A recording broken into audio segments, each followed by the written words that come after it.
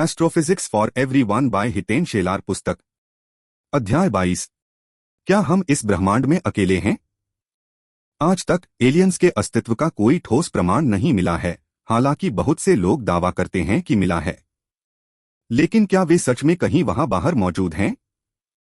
किसी दूसरे सौर मंडल में कोई ऐसा ग्रह जो हैबिटेबल जोन में स्थित हो, यानी जीवन के बनने के लिए उपयुक्त क्षेत्र, हमें वहां एक्स्ट्राटेरेस्ट्रियल लाइफ मिलने की संभावना देता है।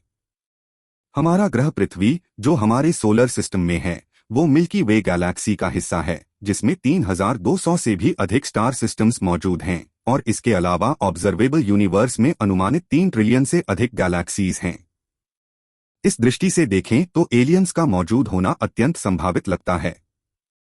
क्या एक्स्ट्राटेरेस्ट्रियल लाइफ हमसे अधिक बुद्धिमान हो सकती है? हमें नहीं पता।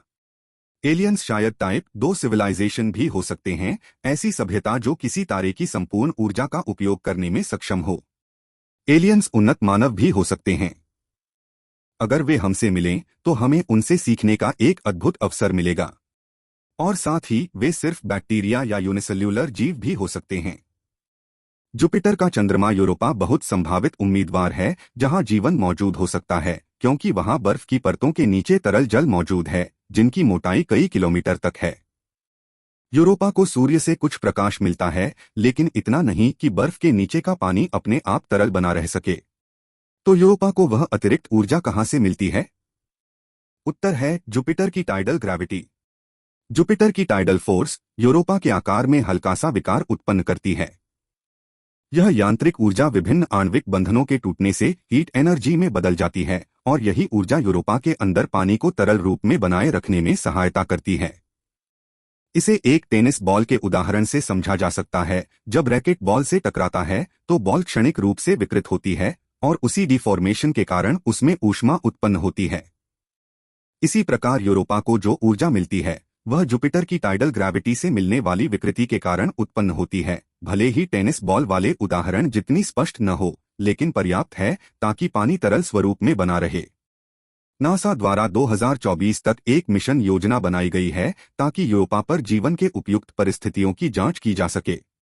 यदि वहां हमें सकारात्मक परिणाम मिलते हैं तो यह मानव इतिहास की सबसे बड़ी उपलब्धियों में से एक होगी। अब प्रश्न आता है, क्या हमारे यूनिवर्स के अलावा किसी दूसरे यूनिवर्स में भी एलियन जीवन हो सकता है? बहुत रोचक विचार है ना? यदि मल्टीवर्स मौजूद है तो उसके प्रत्येक यूनिवर्स में जीवन होने की संभावनाएं और भी बढ़ जाती हैं। तो यदि हम अपने यूनिवर्स में सच में अकेले हैं, तो शायद किसी अन्य यूनिवर्स में एलियंस मौजूद हों। अब बात करते हैं बल्क बीइंग्स की, यानी मल्टीडायमेंशनल जीवों की।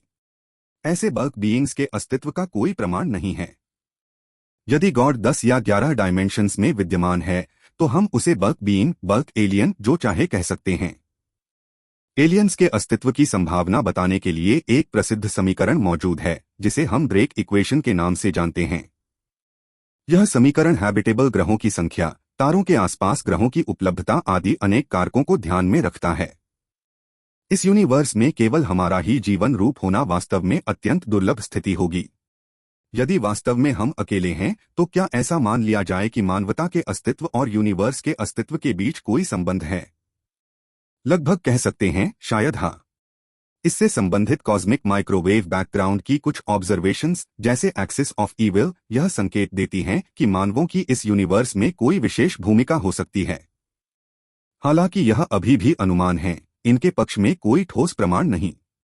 लेकिन जब तक हम हर संभावित हैबिटेबल जोन की जांच नहीं कर लेते, तब तक एक्स्ट्राटेरेस्ट्रियल लाइफ की खोज के प्रति हमारी असली जिज्ञासा समाप्त नहीं होगी। अगला अध्याय इस पुस्तक का अंतिम अध्याय होगा। अगले अध्याय के लिए सब्सक्राइब करना ना भूलें।